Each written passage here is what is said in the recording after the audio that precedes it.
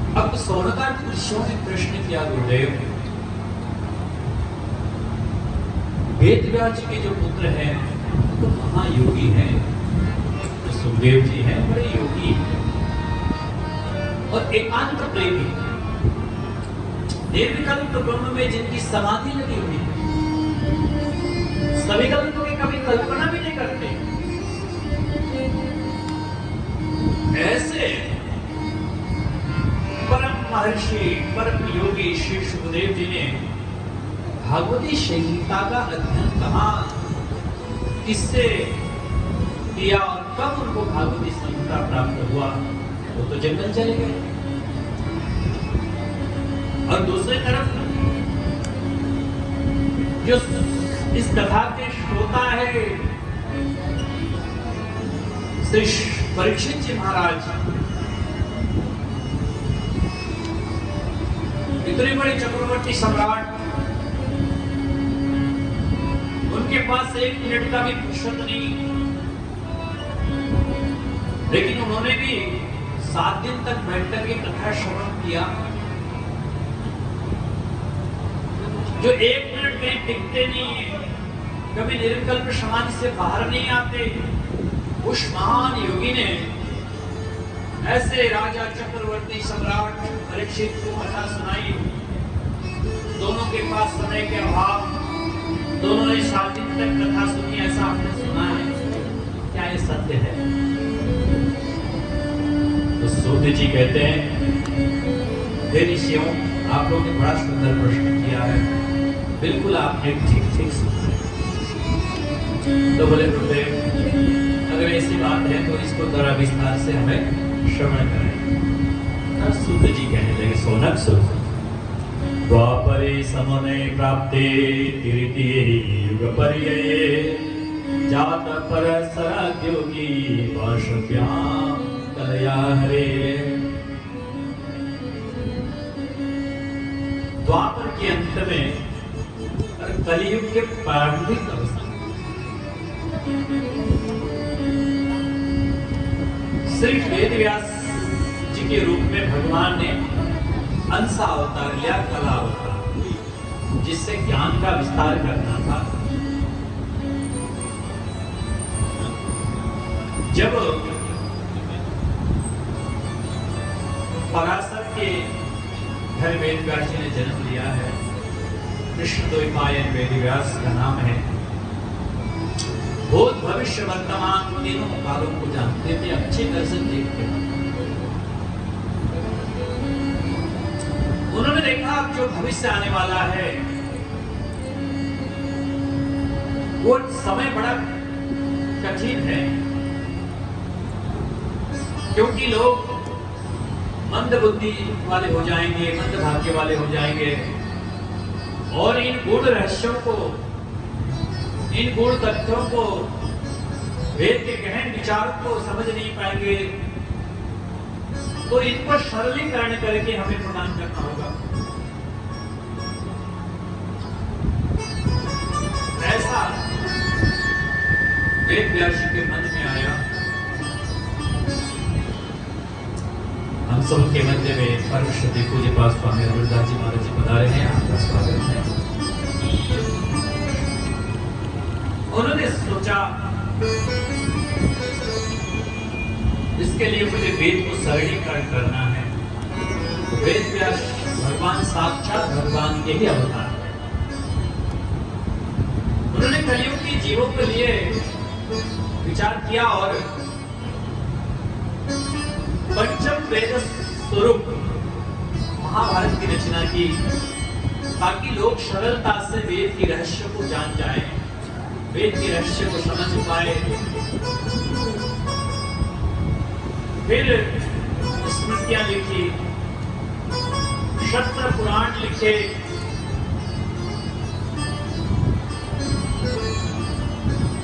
इतने करने के बाद भी मन में संतोष नहीं हुआ, अपरितोष बना रहा। एक तरफ सोचते हैं कि मैंने तो सब कुछ कर दिया जिसके लिए मैं आया था, सभी सिद्धांत और लक्ष्यों को मैंने, जितने भी मेरे कृतियां हैं उनमें समाहित करती है, लेकिन फिर भी मन में संतोष नहीं हुआ। एकांत में बैठे हुए थे तो इतने में आवाज हुई आकाश मंडल से। श्री नारद जी महाराज भगवान श्री नारायण के नामों का उच्चारण करते हुए धीरे धीरे आकाश मंडल से नीचे उतर रहे थे और कह रहे थे क्या? श्रीमन नारायण नारायण नारायण, श्रीमन नारायण नारायण नारायण, श्रीमन नारायण नारायण नारायण, श्रीमन नारायण नारायण नारायण, श्रीमन नारायण नारायण नारायण, श्रीमन नारायण नारायण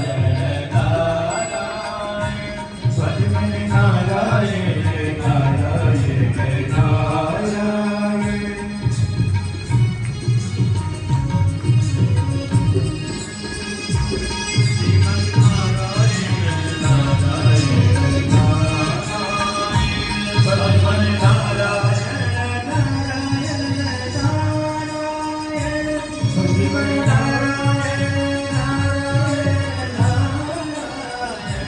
श्रीमन नारायण नारायण नारायण, श्रीमन नारायण नारायण नारायण, नारायण नारायण, श्री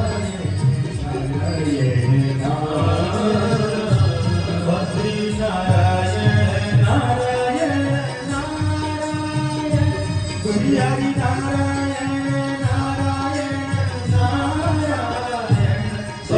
नारायण नारायण नारायण, श्री हरि नारायण नारायण नारायण, श्रीमन नारायण नारायण नारायण,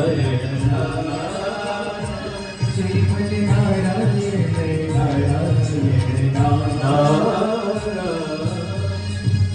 नारायण नारायण नामों का उच्चारण जब सुना, वेद व्यास जी ने आकाश मंडल की ओर देखा तो ब्रह्मा जी के पुत्र नारद जी धीरे धीरे आकाश मंडल से नीचे उतर रहे। नारद जी को आते देख करके बड़ी प्रसन्नता हुई। नारद जी को आसन दिया, अर्घ्य पाद्यों से भोजन किया और उसके बाद प्रणाम करके बैठ गए सम्मुख में। तो नारद जी ने पूछा, पाराशर्य महाभाग भवत कचिदात्मना परितुष्यति शरीर आत्मा मानसेवा। एक पराशर नंदन वेद व्यास जी, आप कुशल से तो हैं, सब आनंद है, किसी चीज की परेशानी तो नहीं है? तो सुनते ही वेद व्यास जी ने कहा कि भगवान, शारीरिक दृष्टिकोण से तो मैं ठीक हूं, लेकिन आत्मिक दृष्टि से मैं संतुष्ट नहीं। कोई न कोई कमी रह गई है, ऐसा लगता है जीवन में कोई कुछ अधूरा रह गया। बहुत चिंतन किया, समझ में नहीं आ रहा, पकड़ में नहीं आ रहा कि मेरे से कमी रह गई तो रह गई क्या? मन संतोष नहीं है। आप तो महान योगी हैं, सबके मन की स्थिति को जानते हैं, तो नारद जी महाराज आप ही बता दीजिए मेरे अंदर क्या कमी है? आप तो वायु की तरह संपूर्ण आत्माओं के साक्षी हैं, इसलिए भगवान कृपा करके आप ही बता दीजिए कि मेरे अंदर क्या कमी रह गई। सुनते ही नारद जी ने कहा, वेद व्यास जी, आपके अंदर का परितोष को मैं समझ रहा हूं, असंतोष को समझ रहा हूं, आपके अंदर की कमी को मैं जान गया। देखिए, आप जिस उद्देश्य से अवतार लेकर के आए थे, उस उद्देश्य की पूर्ति में अभी कुछ कमी रह गई। अच्छा गुरुदेव, नारद जी ने कहा, वेद व्यास जी, आपने वेदों की जो भाषाएं हैं बड़ी जटिल लिखी, बड़ी क्लिष्ट भाषा है, और शास्त्र भी उतने ही क्लिष्ट कर दिया। कोई विद्वान महापुरुष पढ़ेगा, हमारे स्वामी अरुणदास जैसे कोई ज्ञानी पढ़ेगा तो समझेगा वाह वेद व्यास जी क्या लिखा आपने, क्या गजब कर दिया, व्याकरण, छंद, समास, कार्य, प्रत्यय बिल्कुल मिला के इतना सुंदर आपने प्रतिपादन किया है, आनंद आ गया। लेकिन वेद व्यास जी वहां तक साधारण लोगों की गति नहीं है, अभी भी लोगों की गति वहां तक नहीं है जहां तक आपने लिख दिया है।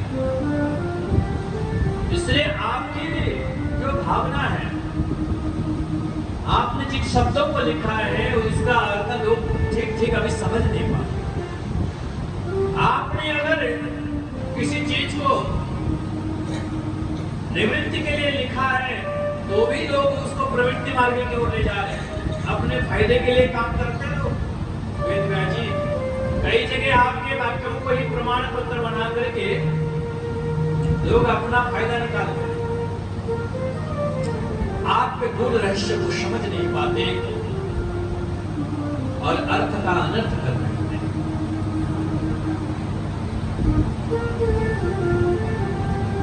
आपके वाक्य इतने जटिल हैं,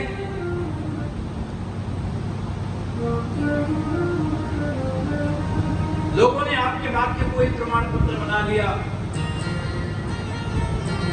एक आदमी था, बीड़ी पीता था, गुरु जी के पास गया, गुरुदेव बीड़ी पीने की आदत पड़ गई है, क्या करूं, कैसे छूटेगा? तो गुरु जी ने कहा अच्छा एक काम कर, रोज पीता है? बोला रोज कई बंडल फूट जाता। बोला एक काम कर, 7 दिन में एक दिन बीड़ी पिया कर, एकदम से इसको कह दूंगा तो छोड़ेगा तो है नहीं। 7 दिन में एक दिन बीड़ी पिएगा तो 6 दिन तो बच जाएंगे इसके, 10 से मुक्त रहेगा। तो इतने में गुरु जी चल बसे। अब इसने स्वयं तो पीता ही था, गांव वालों को भी बुला बुला के पिलाने लगा। रे गांव वालों आओ आओ, हमारे गुरु जी कहा करते थे 7 दिन में एक दिन बीड़ी पीना चाहिए। अब आपने कोई बात नहीं है तो गुरु जी ने तो छुड़ाने के लिए कहा था, लेकिन गुरु जी को बात को ही प्रमाण पत्र बना लिया और कहा हमारे गुरु जी कहा करते थे बड़ा पुण्य मिलता है 7 दिन में। इसी प्रकार से आपने जो निवृत्ति परक कोई आपने लिखा, शास्त्र लिखा है, छोड़ने के लिए लिखा। आपने कहा पशु मालवे, एक ये पशु मालवे, एक में पशु की बलि देनी चाहिए। अब आपने तो लिखा था लोग हिंसा से दूर हटेंगे, हिंसा से बच जाएंगे, लेकिन लोगों ने कहा अरे नहीं, वेद में कहा है, वेद व्यास जी ने कहा है यज्ञ में पशु की बलि दे दो तो बड़ा पुण्य मिलेगा। अब पहले हिंसा बहुत होती थी, वेद व्यास जी ने सोचा कि रोज हिंसा करते हैं, कम से कम यज्ञ में दीक्षित कर दोगे तो अंतिम दिन यज्ञ में बलि देगा तो कम से कम 14-15 दिन हिंसा से बच जाएगा। इसलिए आपने लिखा था यज्ञ में पशु की बलि दे दो, लेकिन लोगों ने आपके वाक्य को ही प्रमाण पत्र बना दिया। इसलिए आपके वाक्यों को सरल साधारण लोग समझ नहीं पाते हैं, इसलिए बस यही आपका परितोष है। आप कोई ऐसा ग्रंथ लिखिए जिसमें भगवान के नाम, लीला, यश, धाम का विस्तार से वर्णन किया जाए और इसमें भगवान के साथ साथ भगवान के भक्तों के भी चरित्र का गान हो, ऐसा ग्रंथ आप लिखेंगे तभी आपका ये जो अधूरा कार्य है वो पूरा, आपका परितोष तभी समाप्त। देखो भगवान के नामों की महिमा कितनी है उसका साक्षात प्रमाण मैं नारद बैठा। महाराज मैं पूर्व जन्म में दासी पुत्र था, मैं पूर्व जन्म में दासी पुत्र था और मेरा नाम था कालूराम। लोग बड़े भाव से कालूराम कालूराम पुकारते थे। नारद जी मैं जानता हूं भगवान के नामों की महिमा कितनी। जब मैं पूर्व जन्म में कालूराम था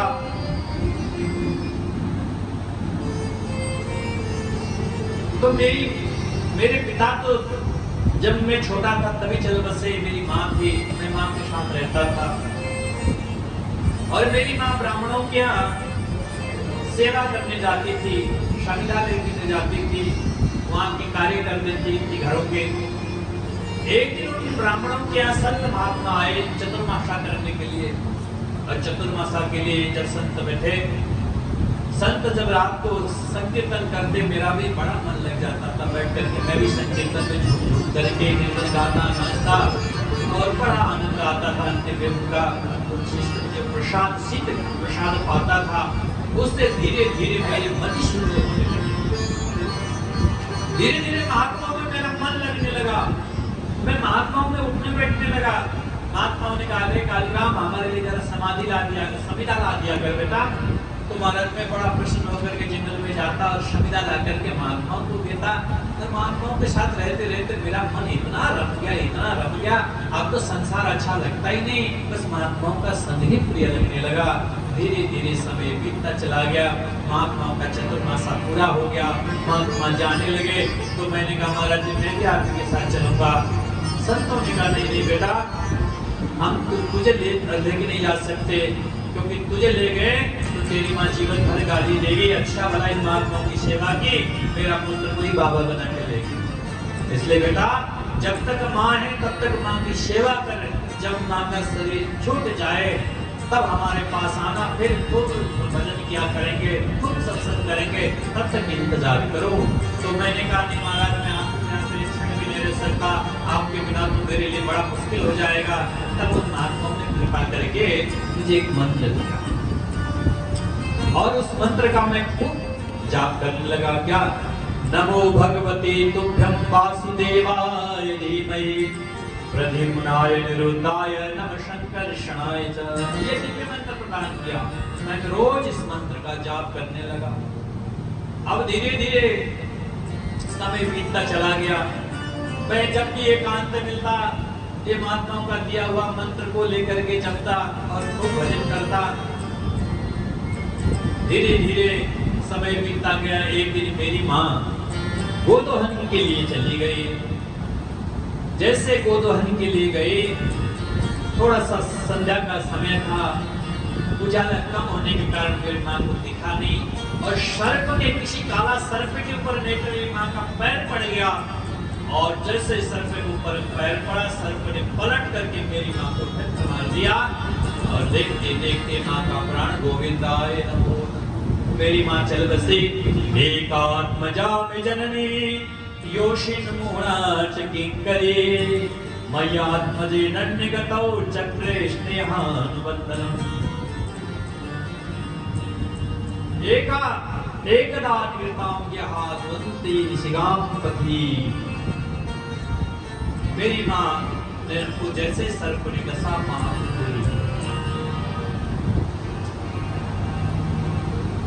किसी ने आकर के कहा, मैं तो भजन में बैठा था, मुझे तो पता था नहीं।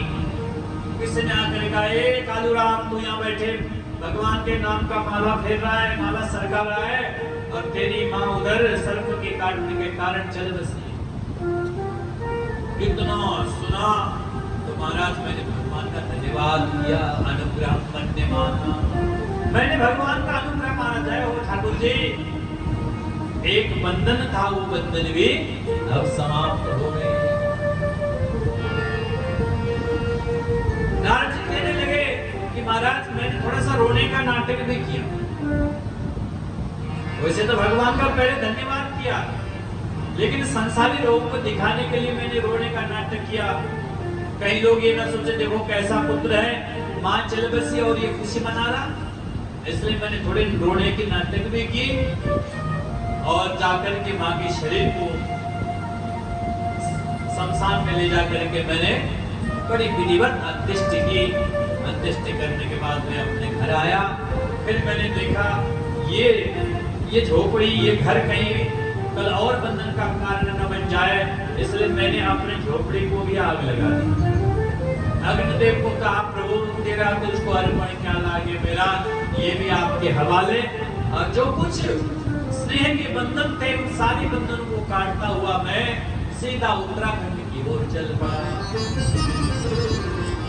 जैसे मैं नदी, नाला, पहाड़, पर्वतों को, जंगलों को लांघता हुआ उत्तराखंड के 1 किलोमीटर प्रवेश किया। और वहाँ एक सरोवर दिखा। उस सरोवर में मैंने पहले तो नहाया, स्नान किया, फिर सरोवर के जल पिया। जल पीने के बाद मैं बरगद के वृक्ष के नीचे थोड़ी देर ध्यान लगा के बैठा। मैंने सोचा चलो प्रभु का थोड़े ध्यान करो। जैसे ही मैंने ध्यान किया तो महाराज उस ध्यान में मुझे साक्षात वैकुंठनाथ श्री हरि का दर्शन हुआ। बोले नारायण भगवान की। शंख चक्र गदा पद्म धारण किए हुए भगवान श्री नारायण का जब चतुर्भुज रूप में मुझे दर्शन हुआ तो मैं गदगद हो गया। ध्यायत शरणाम भोजम भाव निर्जित चेतसा और कंठास्त्रकुलर छस्य हृदय में शनैः। धीरे धीरे भगवान के उन दिव्य स्वरूप का मुझे प्रत्यक्षीकरण हुआ, दर्शन हुआ। तो मैं बड़ा प्रसन्न हुआ। कितना सुंदर भगवान का रूप है। आहा, इतने आनंदित कर देने वाला, बड़ी रोमांचकारी दृश्य था वो। ध्यान करते बड़ा आनंद आ रहा था नारद जी को। बोले उसके बाद मैं धीरे धीरे अचानक से वो जो छवि मेरे ध्यान में आई थी वो छवि गायब हो गई। जैसे वो छवि गायब हुई तो मैं हड़बड़ा के आंख खोला। आंख खोल के जैसे ही देखा तो वो छवि फिर दोबारा से खुली। मैं बड़ा तड़पा, कैसे जैसे जल के बिना मछली तड़पती है ऐसे तड़पने लगा। तो इतने में आकाशवाणी हुई, हे बेटा कालूराम, क्यों तड़पना? तुझे मेरा दर्शन इतने जल्दी इतनी आसानी से होने वाला नहीं। अभिपक्त कषायाणाम दुर्दर्शो हम योगिनाम। अभिपक्त योगियों के लिए मेरा दर्शन बड़ा दुर्लभ है। तो मैंने कहा जब मैं अभिपक्त था, कच्चा था, तो मुझे दर्शन क्यों दिए, ये झलकी क्यों दी? तब आकाशवाणी ने कहा कि बेटा कहीं तो मार्ग न भटक जाए, इसलिए हमने रूप माधुरी की थोड़ी सी चटनी तुझे चटा दी है, आगे तो मार्ग न भटके। तो भगवान कब मिलेंगे आप? भगवान ने कहा अगले सृष्टि के प्रलय के बाद ही मिलेंगे। इस जन्म में संभव नहीं है। आप इस जन्म में खूब भजन करो। आकाशवाणी बंद हुई। अब मैं काल का प्रतीक्षा करने लगा।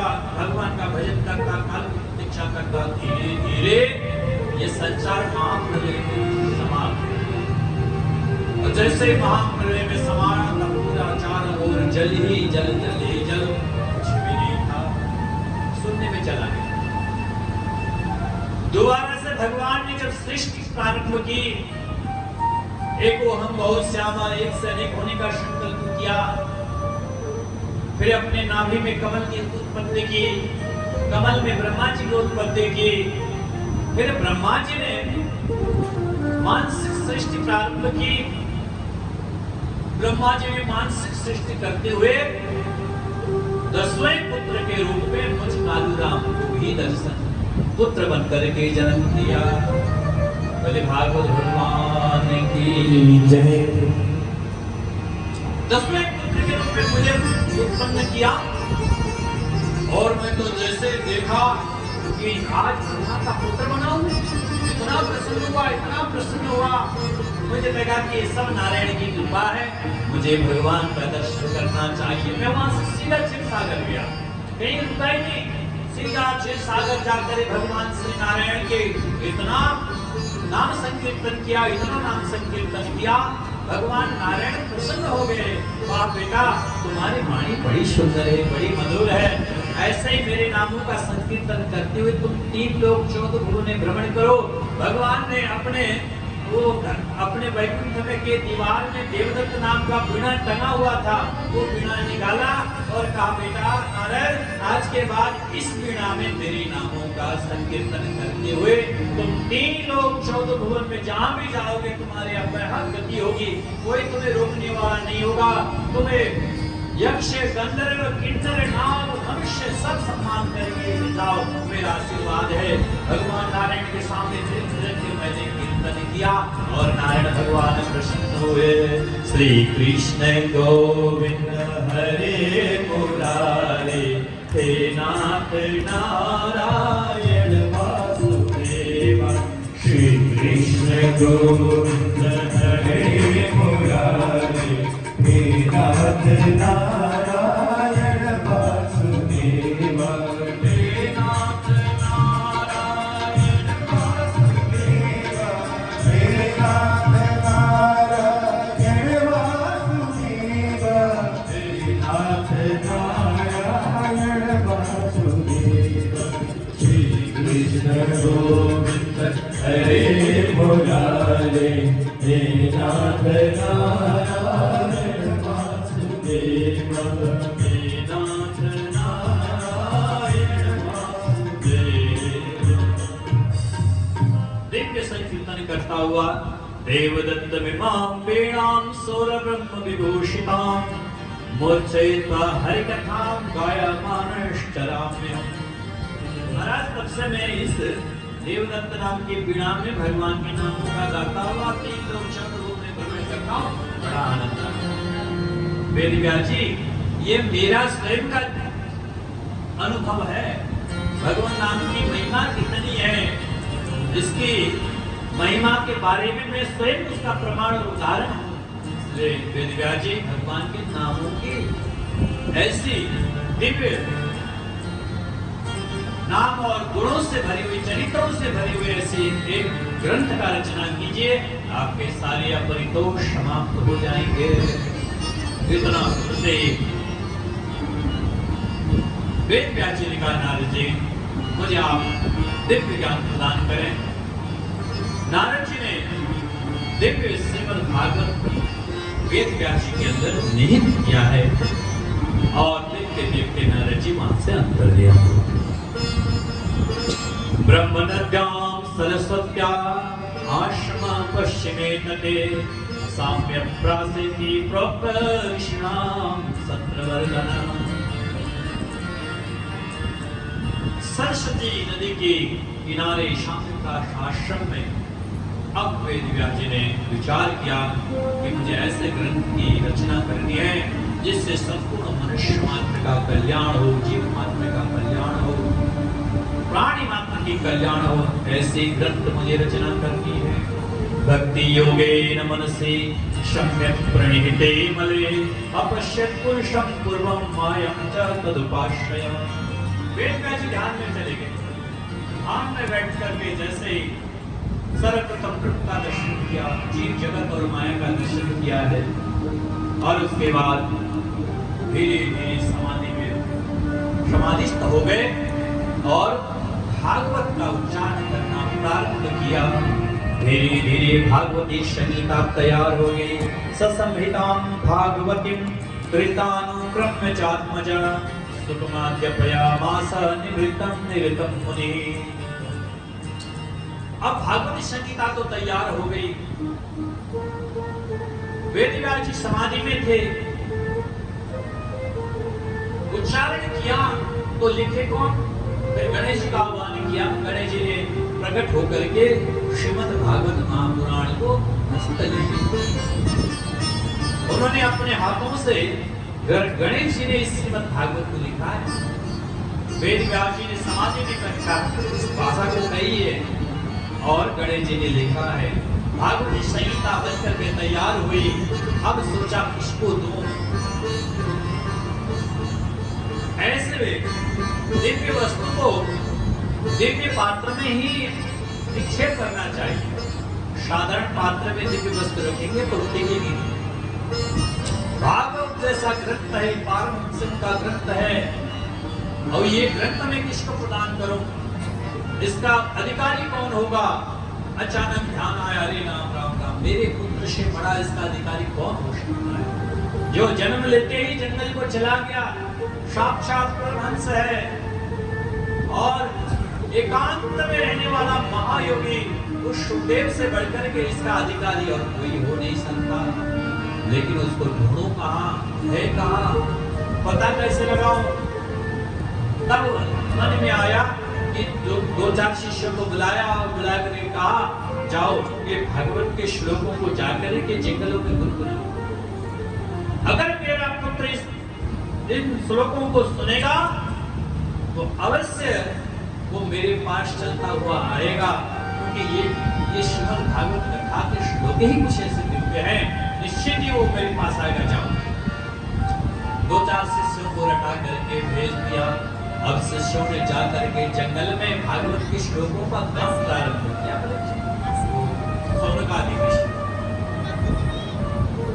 बर्हापीडं नटवरवपो कर्णयो कर्णिकारं विव्रतभास कनकतपिशं वैजयन्तीं च मालां रन्ध्रान् वेणुरदनसुदया पूरयन् गोपविन्दै वृन्दारण्यं स्वपदरमणं प्राविशति गीतकीर्तिम्।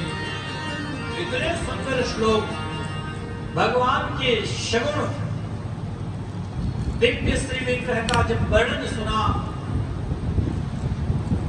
उस निर्विकल्प समाधि में बैठे हुए सुखदेव मुनि ने तो रहा नहीं किया। इतना सुंदर छवि का वर्णन है वो जिन्होंने मोर मुकुट धारण किया, पीतांबर धारण किया हुआ, और धीरे धीरे बंशी को बजाते हुए गायों के पीछे पीछे डोल रहे हैं। और उस ब्रह्म ने, पूर्ण ब्रह्म ने वृंदावन की पावन भूमि में अवतार ले लिया है। तो धीरे धीरे गायों के पीछे चलते चलते कदमों से बड़ा आनंद और रोमांचित प्रदान कर रहे हैं इस धरा को। इतना सुनते ही अब सुखदेव से रहा नहीं क्या। सुखदेव जी ने सोचा हो इतने सुंदर भगवान पैदा हो चुके, प्रकट हो चुके, और मैं कहाँ निर्विकल्प समाधि में पड़ा, पता नहीं उनका प्राप्त होंगे कि नहीं होंगे। अब मैं जो है मैं तो इन्हीं की ओर चलता हूँ, लेकिन कौन है ये, कैसे हैं, इनका स्वरूप तो बड़ा सुंदर है। और मुकुट धारण किया है, कानों में कनेर का पुष्प है, वनमाला धारण किया है, और बड़ा सुंदर पीतांबर ओढ़ करके और वृंदारण्य में बंसी बजाते हुए गायों के पीछे डोल रहे हैं। ये तो बड़ी सुंदर स्वरूप, तो बड़ा सुंदर है, लेकिन क्या अपना स्वभाव कैसा हो। कई बार जो दिखने में सुंदर होता है वो स्वभाव का बड़ा बुरा होता है, और स्वभाव का बड़ा सुंदर होता है तो स्वरूप का कुछ विकृत होती है। इसलिए जब तक स्वभाव का पता न हो तब तक जाना नहीं चाहिए। कई रूप सौंदर्य देख करके मैं चला गया और मैं फंस गया, तो इतने में दूसरा श्लोक सुनाई दिया। अभूवकीयं स्तनकालकूटं जिगांशया साध्वी लेभे गतिं धात्रिच्युतां तत्पुण्यं ब्रह्मादयालुं शरणं प्रजेमा। अहोवकीयं स्तनकालकूटं, कितने दयालु स्वभाव है, कितने कृपालु है, जो अपने को मारने के लिए कालकूट जहर अपने स्तनों में लगा के आई हुई पूतना को भी भगवान ने धात्रि उचित गति प्रदान की। जो गति माँ यशोदा को प्रदान किया, जो गति माँ देवकी को प्रदान किया, अन्य माताओं को प्रदान किया, वही गति जब पूतना को प्रदान कर दिया भगवान ने, भगवान से बढ़कर के दयालु और कौन हो सकता है। जानव गुण प्रभु मानन का, जानव गुण प्रभु मानन का, दीन बंधुमति मृदुल सुभाव, दीन बंधुमति मृदुल सुभाव। कैसा भगवान की स्वभाव, बहुत ही दीन बंधु है, बड़े दयालु है, बड़े कृपालु है। जिस व्याधा ने बाण मारा था, जिस व्याधा ने भगवान के चरणों में बाण मारा, उस व्याधा को भी कहा व्याधा तेरा मेरा हिस्सा पूरा हो गया। मैंने पूर्व जन्म में छिप करके तुझे बाण मारा था, तूने अपने जन्म में मुझे बाण मार दिया है, हमारा हिस्सा पूरा हो गया, इसलिए जाओ तुम भगवत धाम पर जाओ, मेरे धाम पर जाओ। जब व्याधा ने देखा कि मेरे लिए मैंने भगवान के प्राण लेने में, भगवान को इस संसार से अलग करने के लिए जहां मेरी भूमिका सिद्ध हुई, वहां पर भगवान मेरी ऊपर कृपा करके मुझे ही वैकुंठ भेज दे, धन्य हो भगवान प्रभु, भगवान के चरणों में प्रणाम करके व्याधा गया है। तो इतने दयालु स्वभाव भगवान का देख करके, सुन करके आप सुखदेव जी से राज नहीं किया, अरे राम नाम इतने सुंदर भी हैं, स्वभाव भी सुंदर है, अब तो जाना चाहिए। उठ करके समाधि से उठे, इधर उधर देखा तो दो चार शिष्य दिखाई दिए, उनसे पूछा भैया इधर आना, इतने सुंदर सुंदर श्लोक को कहाँ मिले? तब उन्होंने कहा भैया हमारे पास तो दो चार ही है, हमारे गुरु जी के पास तो 18,000 श्लोक है। अच्छा कहाँ है तुम्हारे गुरु जी, ले चलो मुझे। बोले हाँ चलो आओ हमारे साथ। और महाराज शिष्यों के साथ साथ होकर के सुखदेव जी वेदव्यास जी के पास पहुंचे। वेदव्यास जी के पास बैठ करके सुखदेव जी ने संपूर्ण भागवत आदि उपांग श्रवण किया और अपने अंदर संपूर्ण भागवत को निहित करके पिता वेदव्यास जी को प्रणाम करके धीरे धीरे सुखदेव जी पुनः जंगल की ओर चले गए। बोले भागवत भगवान की जय, सुखदेव भगवान की जय। आत्मा रामस्य मुनयो निग्रहता कुरुक्रमे कुर्वन्ते हैतुकं भक्ति मिथ्यं भूत गुरु हरि। भगवान के गुणों से, भगवान के श्रवण साकार स्वरूप से रिस करके आत्मा में रमण करने वाले सुखदेव जी ने श्रीमद् भागवत को अपना आत्मसात किया है। अब यहाँ तक सुखदेव जी की जीवनी, सुखदेव जी के चरित्र का वर्णन किया। अब सूत जी कह रहे हैं सौनक, अब तुम परीक्षित के जन्म कथा का वृत्तांत श्रवण करो, क्योंकि जब तक परीक्षित का जन्म कथा श्रवण नहीं करोगे तब तक भागवत समझ में नहीं आएगा। अब यहाँ से परीक्षित के जन्म कथा प्रारंभ किया है। यदा मृदे कौरव शिंजयानाम वीरे सथो वीर गतिं गतेषु वृकोदरा युद्धगता विमर्श भग्नोरुदंड धृतराष्ट्रपुत्रे भग्नोरुदंडे धृतराष्ट्रपुत्रे। महाभारत की कथा, महाभारत की युद्ध लगभग समाप्ति की ओर। आज भीमसेन के गदा से दुर्योधन के जंग विदीर्ण हो चुका है, मृत्यु शैया में पड़ा है। पांडव विजयश्री को प्राप्त करके प्रसन्न है। उधर दुर्योधन खुद से लथपथ पड़ा, प्राण छूट नहीं रहे, इंतजार कर रहा है कब मेरे प्राण छूटे, पीड़ा बहुत हो रही, कष्ट हो रहा है। इतने में अचानक अश्वत्थामा पहुंचे गुरुपुत्र दुर्योधन के पास। दुर्योधन की स्थिति को देख करके अश्वत्थामा ने कहा मित्र ये क्या दशा, ये दुर्दशा हुआ, क्या करेंगे? वो पांडव 5 भाई थे और हम 100 भाई। 100 भाई मिलकर के भी 5 पांडवों का बाल बांका नहीं कर सकते। सोचता हूं तो बड़ी पीड़ा हो। आज ये दुर्दिन देखने पड़ रहे हैं। अश्वत्थामा ने कहा कि मित्र दुर्योधन, तुमने कभी हमारे ऊपर भरोसा नहीं किया। अगर कभी हमारे ऊपर भरोसा करके देख लिया होता तो आज ये दुर्दिन देखने को नहीं पड़ता। जो स्थिति आज तुम्हारी हुई है वो स्थिति पांडवों की हुई।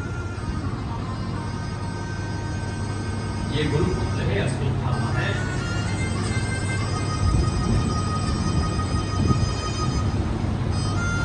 दुर्योधन ने कहा क्या मित्र, जो होना था हो गया। पांडव युद्ध जीत गए, हम हार गए, मैं मृत्यु शैया में हूं, थोड़ी देर के बाद चला जाऊंगा, एक इतिहास रह गया है। अब क्या होगा? अश्वत्थामा ने कहा मित्र अभी भी बहुत कुछ हो सकता है, तुम मरे नहीं हो, तुम राजा हो, राजा मरा नहीं है अभी।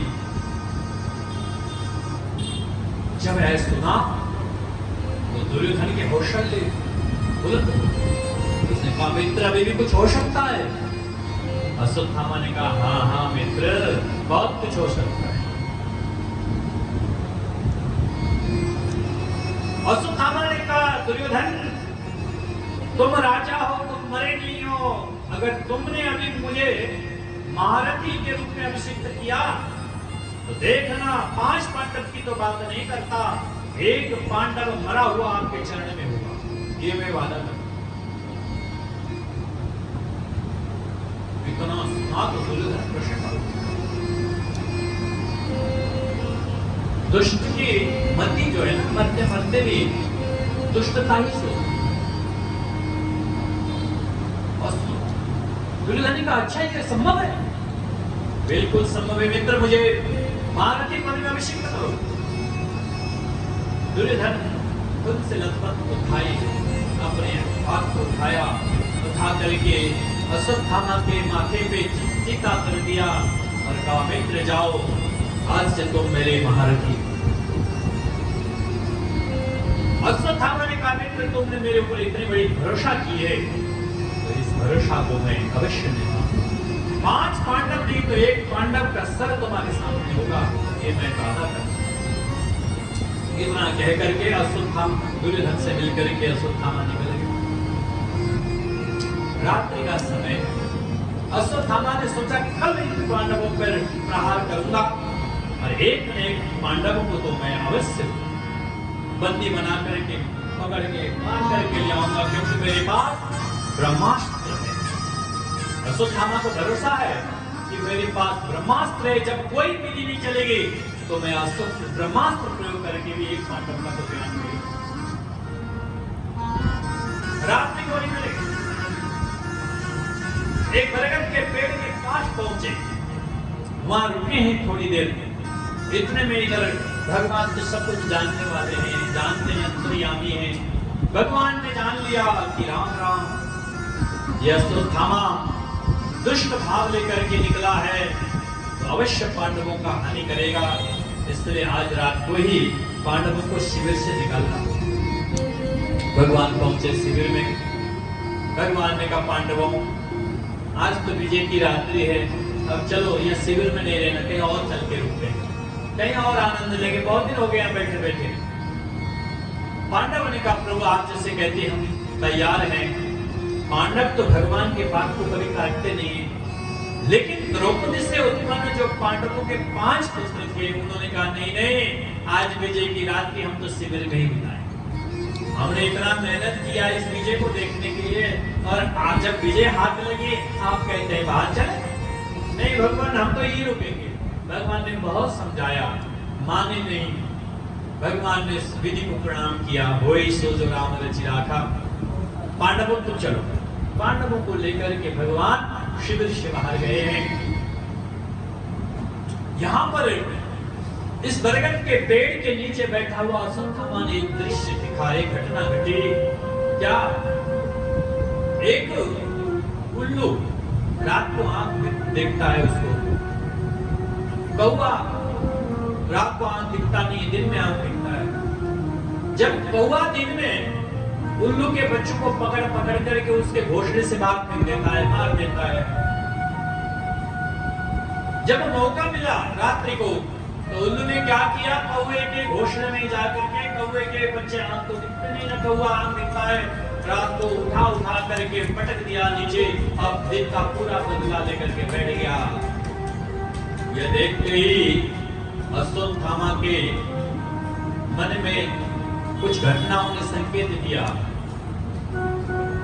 कि ये मौका अच्छा है, रात्रि का समय है, शत्रु असावधान अवस्था में है, इसी समय आक्रमण कर दो तो विजय अवश्य हाथ लगेगी, इसलिए रात्रि को ही हमला कर देना चाहिए।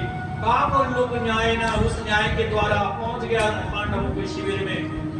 सारे युद्ध के नियमों के विपरीत जाकर के रात्रि को पहुंचा। रात्रि के युद्ध का कोई विधान नहीं है, सूर्यास्त के बाद सब युद्ध के नियम सम्मत हो जाते हैं, विराम हो जाते हैं। लेकिन इसने सोचा कि मौका यही है, इस समय शत्रु असावधान अवस्था में रहेगा तो मैं अवश्य विजय प्राप्त करूंगा। ऐसा सोच करके पांडवों के शिविर में प्रवेश किया। पांडवों के जो बच्चे थे, 5 पांडव के बच्चे 5 पांडव की तरह ही लगते थे। भीम का बेटा भीम की तरह मोटा ताजा लंबा चौड़ा लग रहा है। युधिष्ठिर का बालक युधिष्ठिर की तरह है भीम, और अर्जुन का बालक अर्जुन की तरह इस प्रकार से पांचों बच्चे पिताओं के ही आसन में सो गए। आज उनको लगा कि हम अपने अपने पिता के आसन में सोए। ये पांचों बच्चे अपने आसनों में सोए हुए हैं।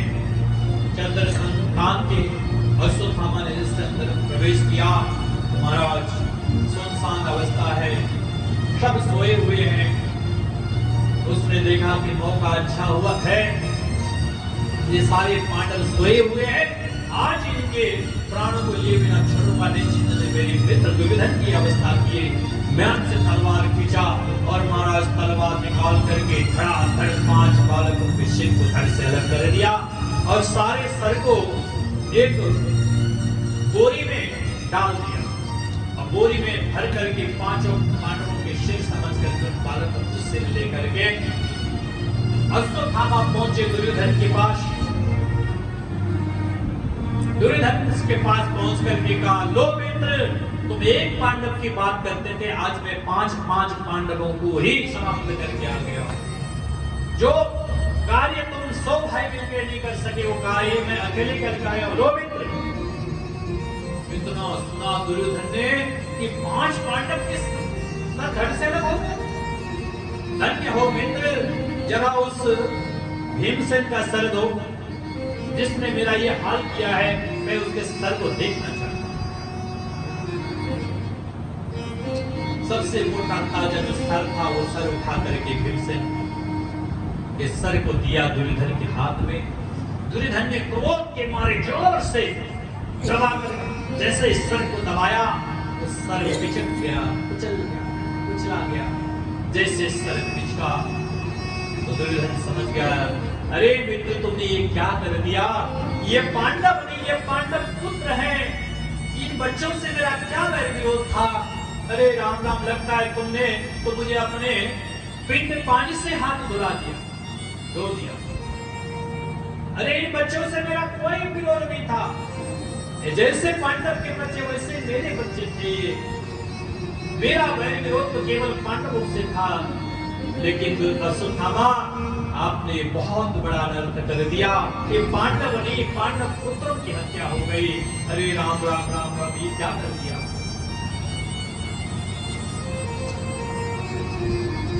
जैसे दुर्योधन ने पांडव पुत्रों को देखा तो शोक में डूब गया। बहुत ग्लानि हुई, बहुत दुखी हुआ दुर्योधन। उसी अवस्था में दुर्योधन का प्राण छूट गया। दुर्योधन की प्राण छूटने की अवस्था ये थी, एकदम से खुशी आ जाए और वो खुशी एकदम से दुख में पलट जाए। तो उसी समय दुर्योधन का प्राण छूटना था। प्राण छूट गया। खुशी इस बात को, पांडव मारे गए, खुशी हुआ। पता चला पांडव नहीं, पांडव पुत्र मरे हैं। दुख हुआ, शरीर छूट गया, दुर्योधन मारा गया।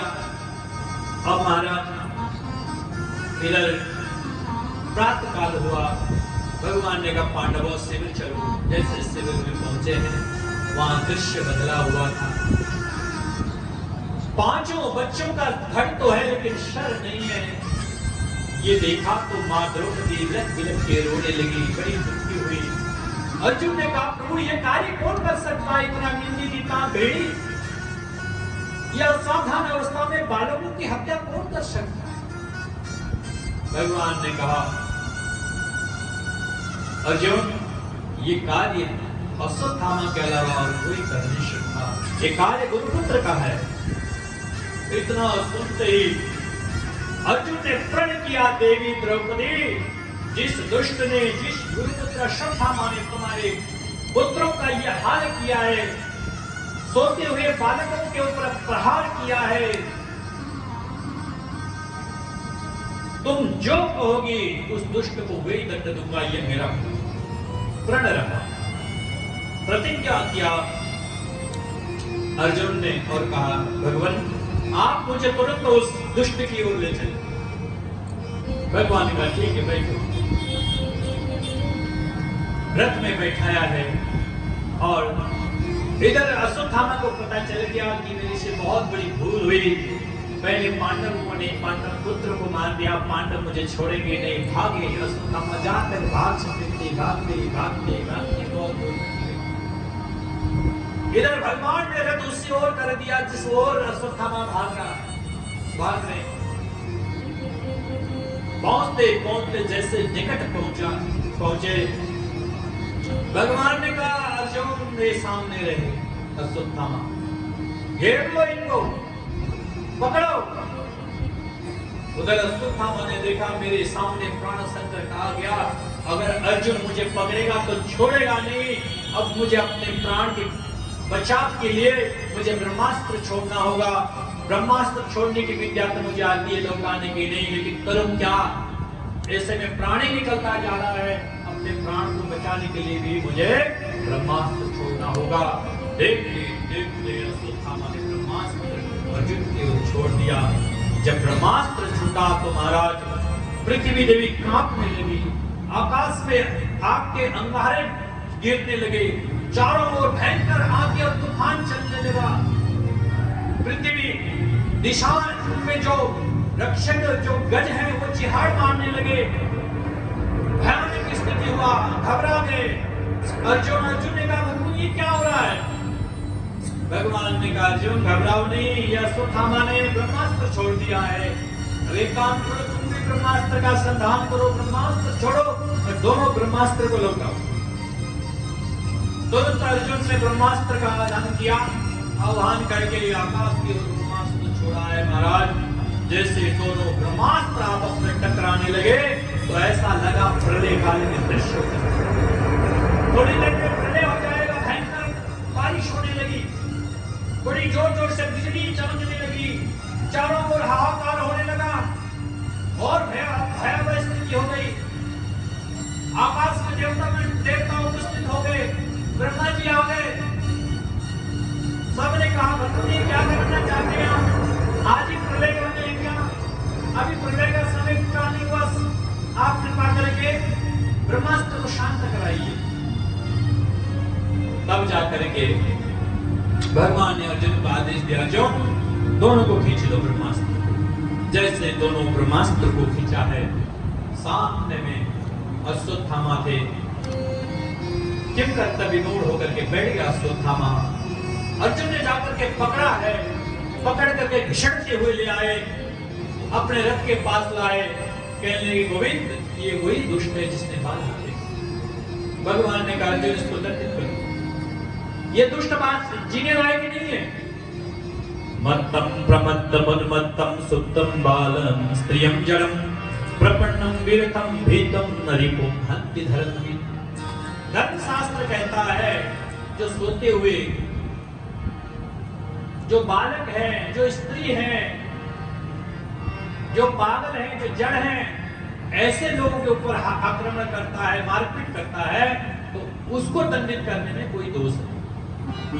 इस दुष्ट ने सोते हुए बालकों के ऊपर हमला किया, बाल हत्या की है, मारो इसको, छोड़ो नहीं। अर्जुन ने कहा भगवान मैं देवी द्रौपदी को वचन दे के आया हूं, मैं उसी के सामने वो जो कहेगी वही दंडित करूंगा। इस दुष्ट ने जो दुष्टता की है, उस दंड के अधिकारी ये उसी समय जब द्रौपदी गई, गुरुपुत्र को रस्सियों से बांध लिया है, जकड़ लिया है, बांध करके रथ में बांध दिया और महाराज रथ आगे आगे रथ बढ़ रहा, पीछे पीछे दौड़ रहे पशुओं की तरह, पशुवत पाशबद्ध पशु की तरह बधे हुए। तथारितम पशुवत पाशबद्धम अवामुखम कर्मजुगुप्सितेन निरीक्ष्य कृष्णापकृतं गुरुश्रुतं वामस्वभाव कृपया ननामचा। जैसे ही गुरुपुत्र को ले आए, देखा तो महाराज निंदित कर्म घृणित कर्म करने के कारण मुंह लटकाए हुए हैं और ऐसा लग रहा है कि मानो ये पशु की तरह, पशुओं की तरह बांधे, पशुवत पाशबद्ध। लेकिन जैसे द्रौपदी सामने पहुंची, द्रौपदी ने देखा जिसको पकड़ के लाए तो कोई गुरुपुत्र ही है, महाराज माम स्वभाव कृपया ननाम च। मातृ स्वभाव होने के कारण देवी द्रौपदी ने झुककर प्रणाम किया। कितना बड़ा हृदय होगा इस देवी का, जो अपने 5-5 बच्चों के हत्यारा है, उस हत्यारों को भी गुरुपुत्र समझ करके गुरुपुत्र के रूप में प्रणाम निवेदन कर रही है। ये भारतीय माताओं के संस्कार के कारण उन्होंने गुरुपुत्र को प्रणाम किया और अर्जुन से कहने लगी, उवाच चासन्तस्य वन्दनां नयनां सती मुच्यता मेषा ब्राह्मणो नितरां गुरु। अरे अर्जुन, ये क्या कर रहे हैं आप? अपने गुरुपुत्र को इस प्रकार से बंधन में बांधना कोई उचित है? ये कोई अच्छा कार्य है? नहीं। मुच्यता मुक्त कीजिए, इनको बंधनों से मुक्त कीजिए। ये केवल गुरुपुत्र ही नहीं, ये तो आज गुरुपुत्र के रूप में साक्षात गुरु ही विद्यमान है। जिन गुरु ने आपको रहस्य सहित धनुर्वेद का जो ज्ञान प्रदान किया है, आप भूल गए क्या? ब्रह्मास्त्र के लौटाने की विद्या केवल आपको दी है गुरुदेव, अपने पुत्र इस अश्वत्थामा को नहीं दी। क्यों? क्योंकि अयोग्य है। अयोग्य व्यक्ति को शक्ति दोगे कभी भी समाज के लिए घातक हो सकता है।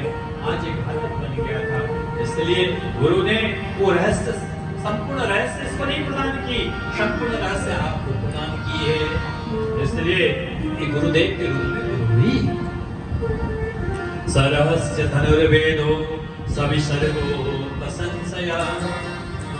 इसलिए गुरु है महाराज, इनको मुक्त कीजिए।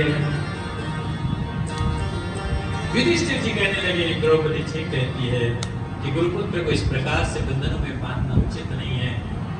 अर्जुन, गुरुपुत्र को मुक्त करो। इतना सुनते ही भीमसेन का खून खौल गया। भीमसेन ने कहा, इस दुष्ट को तुम छोड़ भी दोगे, मेरे गदा से ये बचेगा नहीं, मैं छोड़ूंगा नहीं इस दुष्ट को, जिसने मेरे 12 की हत्या की है, उसको जीवित रहने दूंगा। भले आप लोग छोड़ दो, मैं किसी भी कीमत में छोड़ूंगा, मैं किसी भी कीमत में इस दुष्ट को नहीं छोड़ूंगा। अब 2 फाड़ हो गया। एक फाड़ कहता इसकी छोड़ दो, इनको मुक्त कर दो। दूसरा फाड़ कहता नहीं, इस दुष्ट को दंडित करके ही छोड़ना है। इसलिए कहा, द्रौपदी देवी, आपके 5-5 बच्चों के जिस दुष्ट ने हत्या की, उस दुष्ट को छोड़ने की बात कह दी। तो द्रौपदी कहती है, मारोदी दश्य जननी गौतमी पतिदेवता यथा मृतवत् साता रुदम्यस्त्रमुखी। महाराज, मैं इस अश्वत्थामा के लिए नहीं रो रही, मैं इनके लिए नहीं कह रही हूं, मैं तो मां कृष्ण को देख करके कह रही हूं, अगर आपने इस दुष्ट को मार दिया, इस एक पुत्र को मार दिया, तो उस मां कृष्ण का क्या होगा? जब गुरु द्रोणाचार्य स्वर्गवास हुए, उस समय मां कृपी इसी पुत्र के मुंह देख करके सती होने से बची, क्षति नहीं हुई। यही तो एक इनका सहारा है। अगर इस सहारे को भी आप समाप्त कर दोगे, तो मां कृपी का क्या होगा? मेरे तो अभी 5 पति जीवित हैं, मैं तो अपने 5 पतियों को देख के जीवित रह लूंगी, लेकिन मां कृपी का क्या होगा?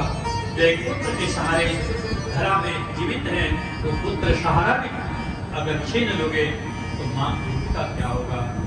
एक मां ही दूसरी मां के दर्द को समझ सकती है। अभी मैं उस पीड़ा से गुजरी हूं, पुत्र न होने की पीड़ा क्या होती है, तो मैं ये पीड़ा अपने मां रूप कृपी को नहीं देना चाहता। इतना बड़ा हृदय जब द्रौपदी का देखा, युधिष्ठिर जी ने कहा, ये सब आपकी फैसला करो, क्या करें? अर्जुन ने भी कहा, प्रभु आप जो आज्ञा करेंगे हम वही करेंगे, क्या करेंगे? अब भगवान कृष्ण ने कहा क्या? ब्रह्मबंधुर्न हन्तव्यम् आततायि मदार्हणम् मयेवो हेमन्नाथं परिपय्यानुशासनम्। अर्जुन अगर मेरी बात सुनते हो, सुनो, ब्रह्मबंधुर्न हन्तव्यम्, ब्राह्मण को कभी वध नहीं करना चाहिए। ब्राह्मण कभी वध के योग्य नहीं है। ब्राह्मण को वध करना ब्रह्म हत्या लगती है, पाप, बहुत बड़ा पाप। लेकिन आततायि वदार्हणम्, आततायी हो तो छोड़ना भी नहीं चाहिए। अर्जुन ने कहा भगवान ये कैसी बातें कर रहे हैं, आप सुलझा रहे हैं और उलझा रहे हैं। एक तरफ तो कह रहे हैं ब्रह्मबंधु ब्राह्मण को हत्या नहीं करनी चाहिए, दूसरी तरफ कह रहे हैं तो छोड़ना नहीं चाहिए, मैं क्या करूं? तब भगवान ने कहा अर्जुन मैंने तुम्हें गीता का उपदेश भी दिया है, इसलिए सोच समझ के कहा। तुरंत अर्जुन के मेधा में, मस्तिष्क में वो बात बुझ गई। अर्जुन समझ गए भगवान क्या कहना चाहते। विमुच्य रसनाबद्यं बालहत्यहतप्रभं तेजसा मणिना विहीनं शिविरान् निर्यापयत् वपनं द्रविणं दानं स्थानं निर्यापणं तथा ऐसा ही ब्रह्मबन्धूनां पदो नान्यस्ति दैहिका। तुरंत उस बाल हत्यारे को पकड़ करके मुंडन कर दिया। मुंडन किया, मुंडन करने के बाद एक मणि चिपकी हुई थी, अश्वत्थामा के उस मणि को बेच लिया, सारा संपदा छीन लिया और अपमान करके दे धक्का शिविर से बाहर कर दिया। ब्राह्मण को देह से वध नहीं करना चाहिए, ब्राह्मण का अपमान ही उनके लिए वध के समान है।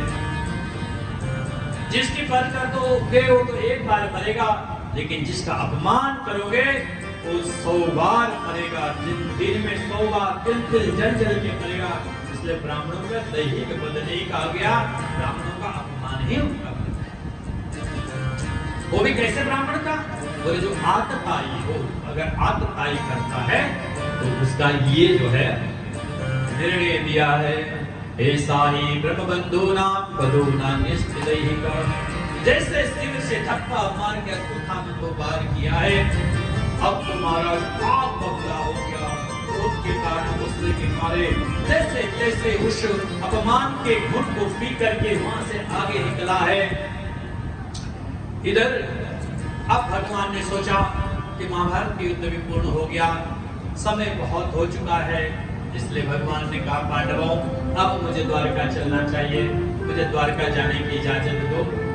युधिष्ठिर जी के पास जाकर के भगवान ने कहा, तो युधिष्ठिर जी ने कहा केशव हम आपको कैसे विदा कर सकते हैं, ये तो आप स्वयं समझदार हैं, जैसा चाहे जैसा उचित समझे वैसे ही करें। भगवान ने तुरंत रथ को जोता है। रथ को जोतने के बाद रथ में भगवान चढ़ने वाले, एक पैर भगवान ने रथ में रखा है, दूसरा पैर नीचे जमीन में है, वो पैर उठाना ही चाहते हैं।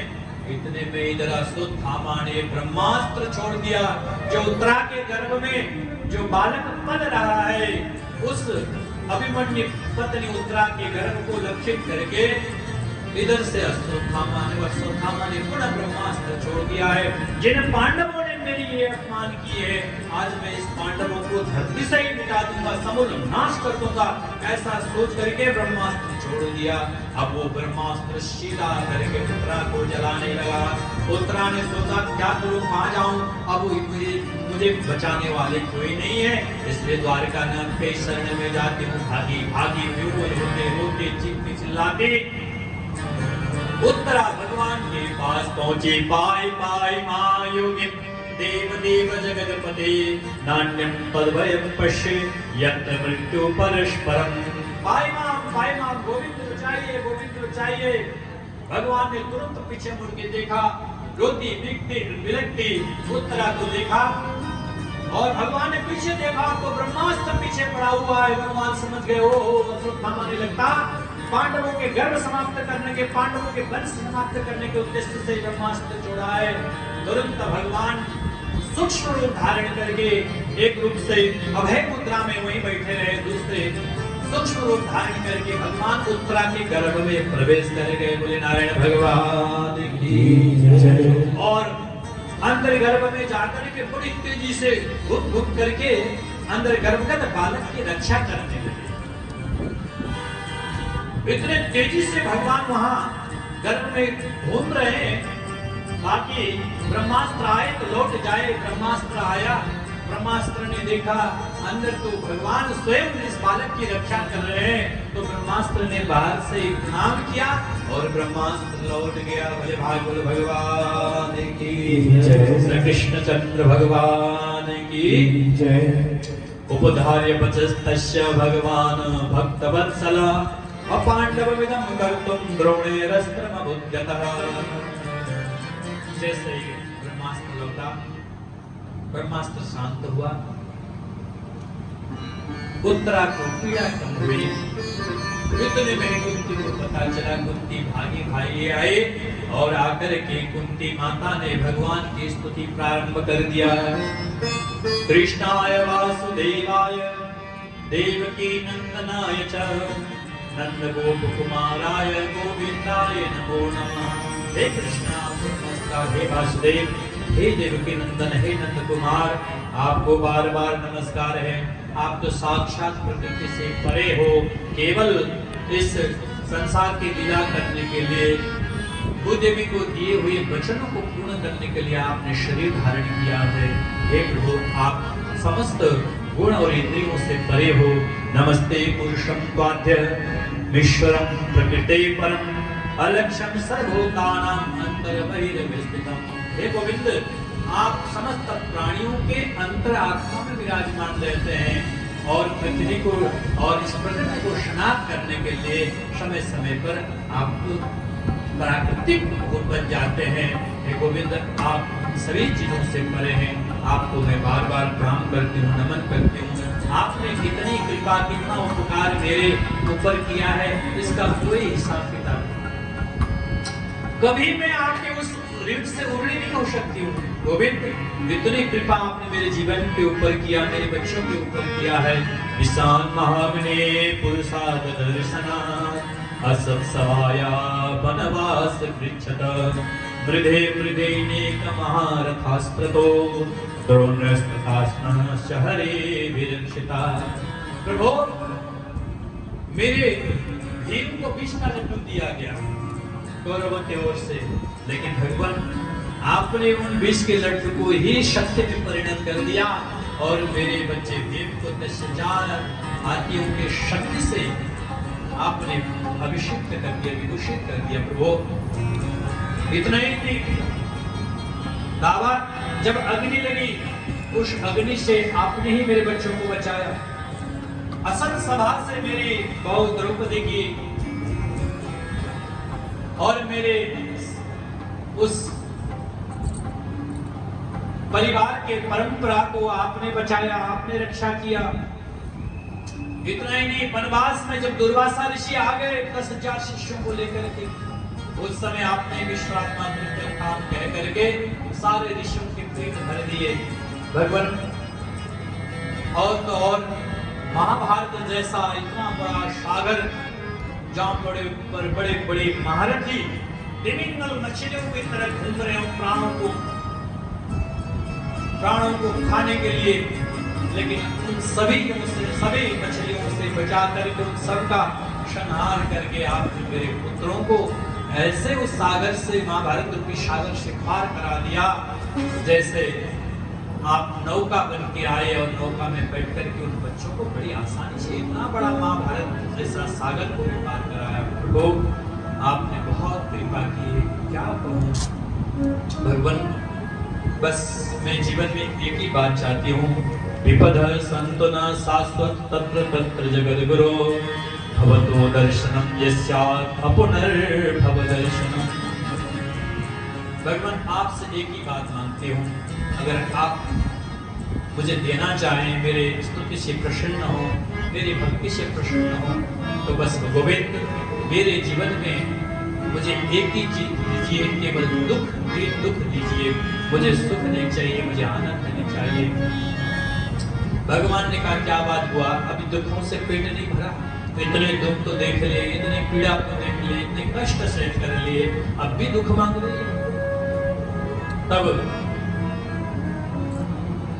कुंती कहती है कि प्रभु जब जब मेरी ऊपर विपत्तियां आएंगी तब तब मैं आपका स्मरण करूंगी, और जब मैं स्मरण करती हूँ तो आप भागे भागे चले आते हो। जब उस समय आपके दर्शन करती हूँ तो मुझे फिर संसार के दर्शन करने की आवश्यकता नहीं, जहाँ आपके दर्शन हो जाए फिर संसार का दर्शन, फिर संसार में बार बार आवागमन का चक्कर ही छूट जाता है। इसलिए विपदः शन्तुना शाश्वत यत्र यत्र जगद्गुरो भवतु दर्शनम यस्यात् पुनर्भव दर्शनम। फिर इस संसार के दर्शन करने की आवश्यकता नहीं है, मुझे देना है तो दुख ही दुख दीजिए, मुझे सुख नहीं चाहिए। ऐसा वर कुंती ने मांगा है। आइए भगवान से हम भी मां कुंती के साथ समाहित होते हैं। क्या क्या मांगा है कुंती ने? सुख भी मुझे प्यारे हैं, दुख भी मुझे प्यारे हैं, छोड़ूं मैं किसे भगवन, दोनों ही तुम्हारे हैं, दोनों ही तुम्हारे हैं। सुख भी मुझे प्यारे हैं, दुख भी मुझे प्यारे हैं, छोड़ूं मैं किसे भगवन, दोनों ही तुम्हारे हैं, दोनों ही तुम्हारे हैं।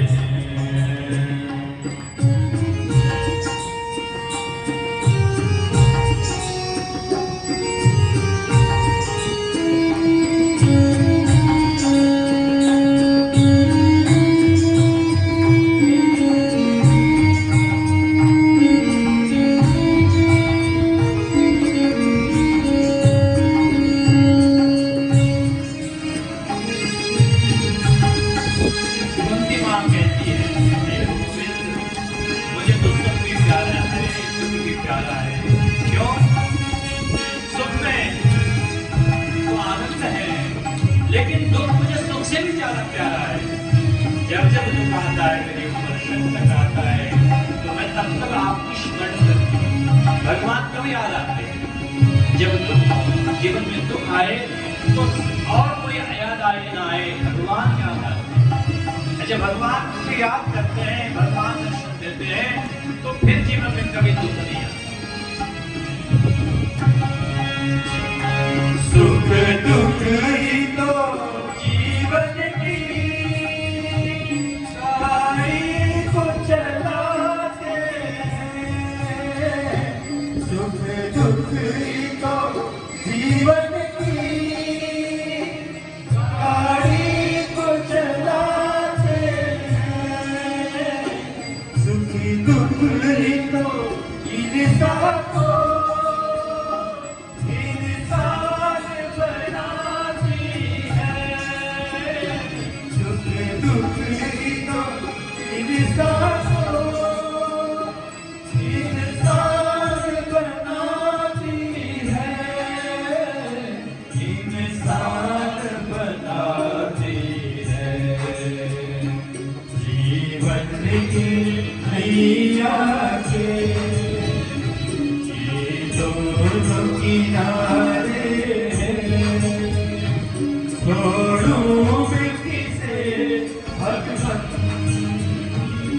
दोनों ही तुम्हारे हैं, दोनों ही तुम्हारे हैं।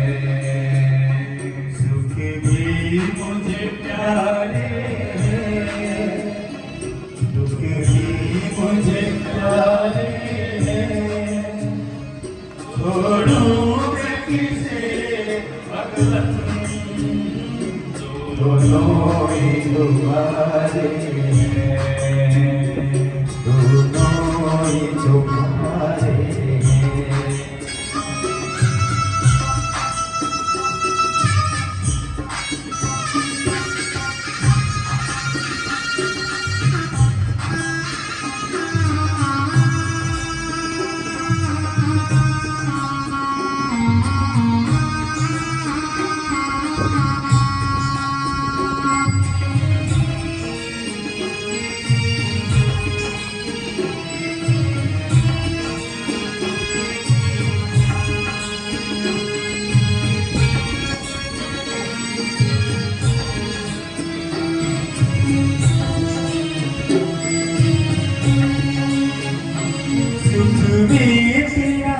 भजन करो दुख में फरियाद करो सुख में तेरा भजन करो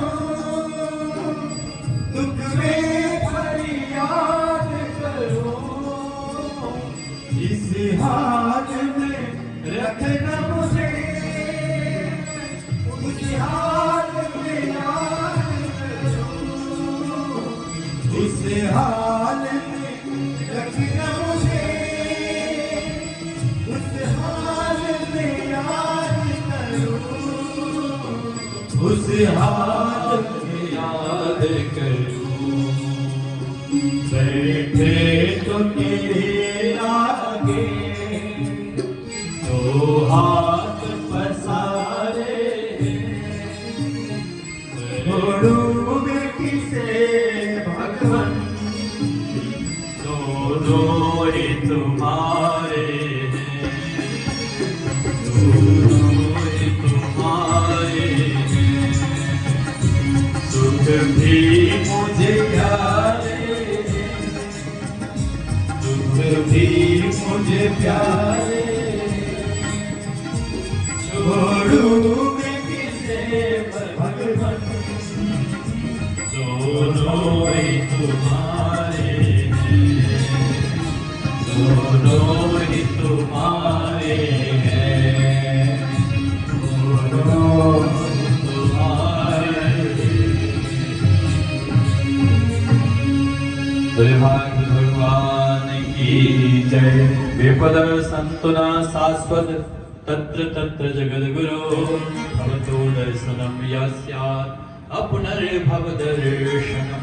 बड़ी सुंदर स्तुति कुंती मैया ने की। भगवान प्रसन्न हुए। भगवान ने कहा मैया अभी स्तुति बदली बात सुन ली मैंने आपकी क्या चाहती है। कुंती बुआ ने कहा प्रभु अब मैं चाहती हूँ कि चलते चलते अब सफर हो गया अब आज जाने का विचार बदलते हैं कुछ दिन और आप हमारे पास रहे। युधिष्ठिर ने कहा अर्जुन ने भी कहा हाँ भगवान हम भी यही चाहते हैं कि आप और दिन हमारे पास निवास करें। अचानक भगवान को याद आया हाँ अभी तो पितामह भीष्म का महाप्रयाण होना है। अब पितामह भीष्म के प्रयाण के बाद ही यहाँ से प्रस्थान करेंगे। ऐसा सोच करके भगवान ने जाने का विचार बदल दिया। निवास की ओर चले। सबको लगा कि कृष्ण हमारे मुझसे ज्यादा प्रेम करते हैं इसलिए मेरा कहने पर रुके। अर्जुन को लगा कि मेरे से इतना स्नेह करते हैं कि भगवान आज उनकी माता को लगा कि मेरा भला है इसलिए मेरे कहने पर रुक गई। सब पांडवों को ऐसा लग रहा है कि मेरे कहने पर भगवान रुके हैं लेकिन भगवान जानते हैं भगवान किस लिए रुके हैं। भगवान किसी के कहने पर नहीं रुके। भगवान पितामह भीष्म के लिए रुके। पांडवों ने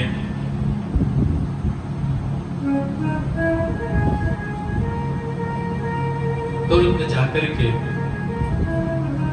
भगवान के लिए पुनः निवास की बड़ी सुंदर व्यवस्था की है। रहते रहते कई दिन बीत गया। माघ शुक्ल एकादशी का वह पावन दिन आया, उत्तरायण का समय आ गया। पितामह भीष्म पीछे 6 महीने से सरसैया पर लेटे हैं। इच्छा मृत्यु का वरदान है, जब चाहे जा सकते, इंतजार करने की आवश्यकता नहीं। लेकिन पितामह ने सोचा मैं दक्षिणायन में जाऊंगा, ऊपर देवताओं के दरवाजे बंद मिलेंगे। आप किसी के घर में जाते हैं तो कोशिश करते हैं कि दिन में जाएं। क्यों? दिन में तो दरवाजा खुला हुआ रहता है, रात्रि को जाएंगे तो दरवाजा बंद मिलेगा और बाहर इंतजार करना पड़ेगा जब तक घर वाला उठेगा नहीं। हो सकता पूरा रात इंतजार करना पड़े, क्योंकि हमारी जो दिन और रात मिलाकर के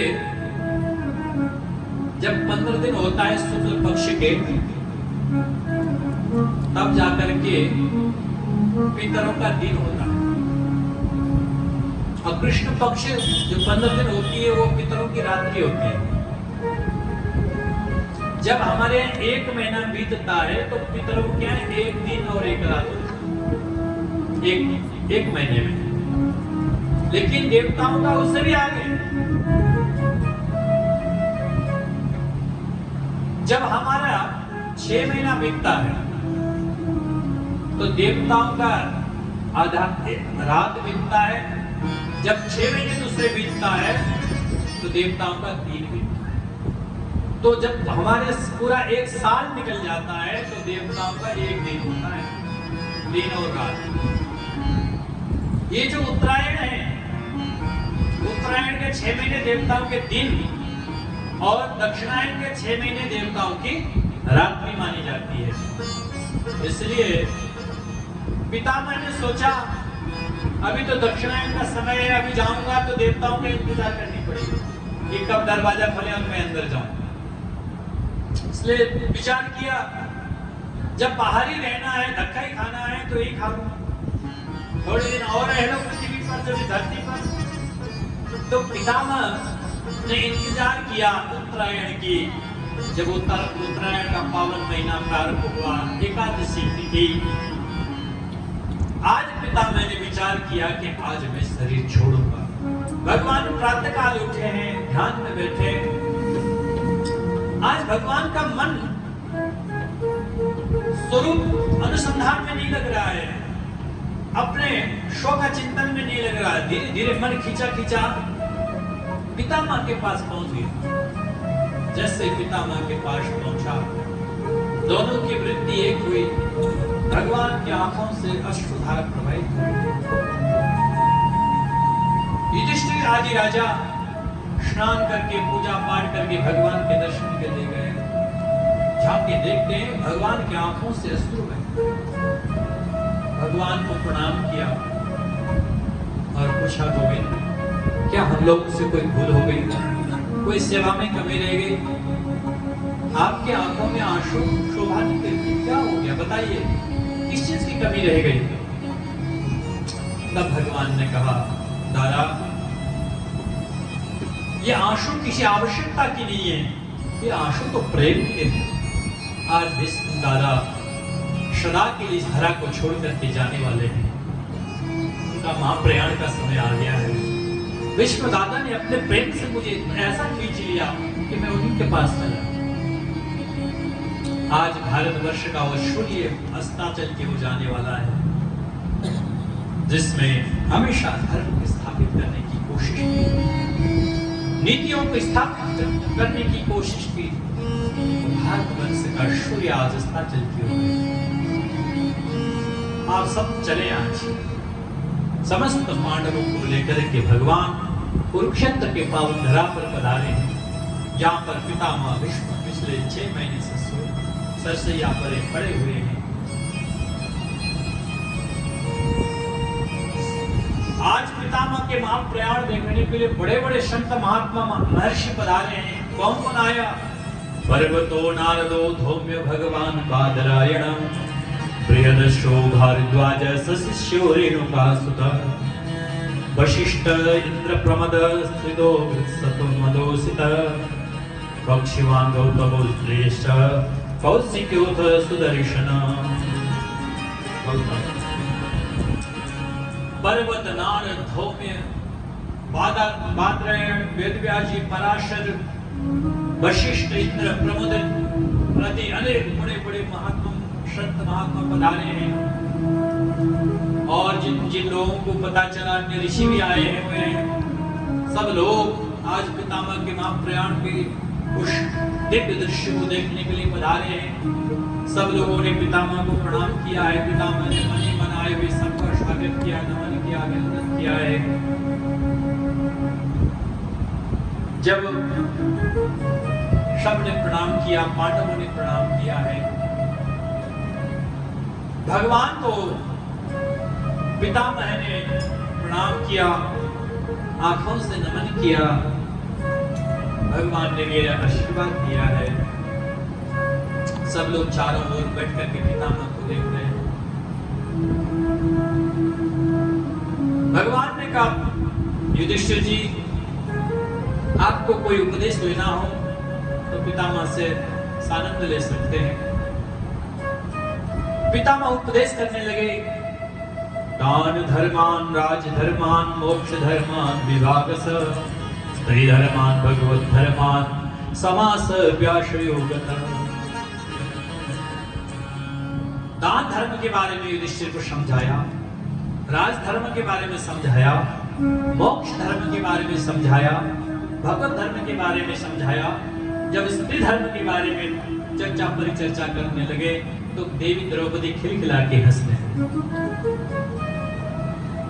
पितामह ने कहा, बेटी, इस समय तुम्हारा हंसना उचित नहीं है, क्यों हंस रहे हो? तब द्रौपदी ने कहा, पितामह, आज तो बड़े स्त्री धर्म की बातें कर रहे हैं। उस दिन कहां चला गया था ये आपका धर्म, जिस दिन मैं भारी सभा में कौरव मुझे नग्न करना चाह रहे थे, मेरी वस्त्र खींच रहे थे, मैं उस अपमान के आग में जलते जा रही थी, आप सब मौन थे, आज आप धर्म की बात कर रहे हैं। सुनते पितामह ने कहा, हाँ बेटी, उस दिन मेरे से बड़ी भारी, क्योंकि बेटी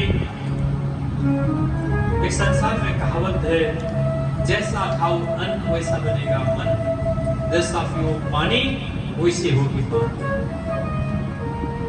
मैंने उस दुर्योधन के अधर्म से कमाया हुआ उस अन्न को खाया था, जिसके कारण से मेरी मति, मेरी बुद्धि मलिन हो गई।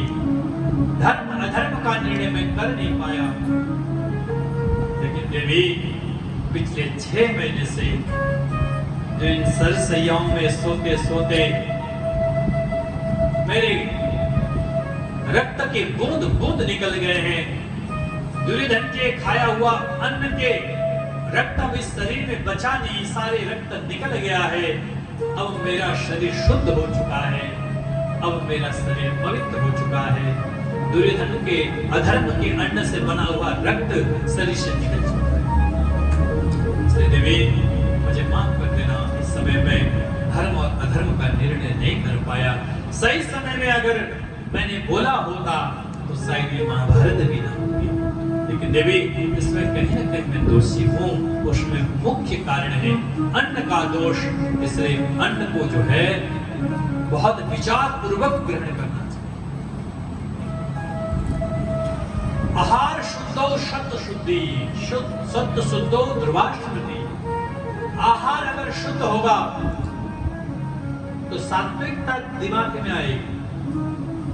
सात्विकता अगर आ गई तो ध्रुवास्मृति, भगवान के प्रति स्मृति, भगवान के प्रति प्रेम निरंतर बढ़ेगा। आहार शुद्ध करना बहुत आवश्यक है। आज हमारा आहार अशुद्ध हो गया, आहार अपवित्र हो गया है। आज हम घर का शुद्ध आहार ग्रहण नहीं करना चाहते।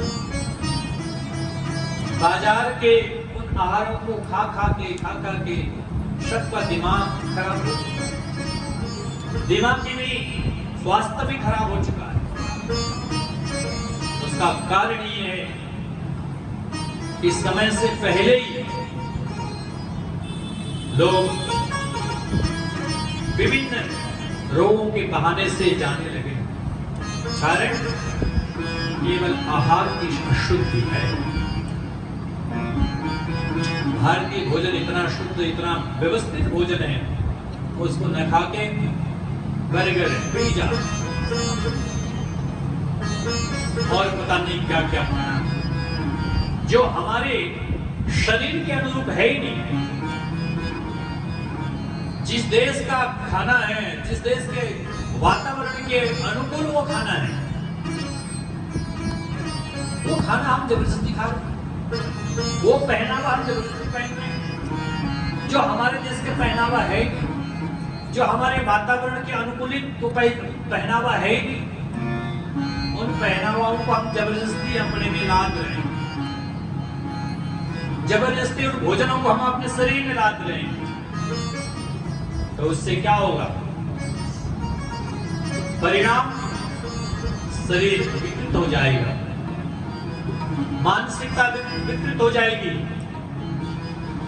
और वेशभूषा विकृत होने से परंपरा और संस्कृति विकृत हो जाएगी। जहां संस्कृति परंपरा विकृत हो गई, हमारा अस्तित्व विकृत हो जाएगा। हमारे बच्चे कल अपने अस्तित्व के लिए तरसेंगे। मिट गए उनान रोम मिस्र सारे जहां में, फिर भी कोई बात हस्ती हमारी मिटती नहीं।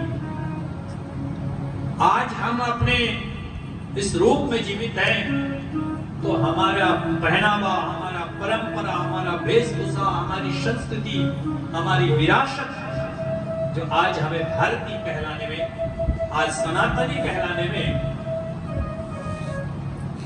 ये गौरव प्रदान करती। कल ऐसा न हो कि बच्चों को अस्तित्व के लिए लड़ाई लड़नी पड़े। आज यूनान, रोम और विश्व के लोगों को ये नहीं पता कि हम कौन हैं। सब विकृत हो चुके हैं वहां, उनके अस्तित्व की नहीं पता। लेकिन हमारा अस्तित्व आज भी, हम ये बात बोल सकते हैं, कह सकते हैं, सृष्टि से लेकर के आज तक के हिसाब अगर कोई दे सकता है तो भारतीय सनातन परंपरा दे सकता है। दुनिया की कोई और परंपरा वहां पर नहीं पहुंच सकती। इतनी विशाल परंपरा, इसको विकृत होने पर दी। इसलिए आहार शुद्धि ये सबसे बड़ा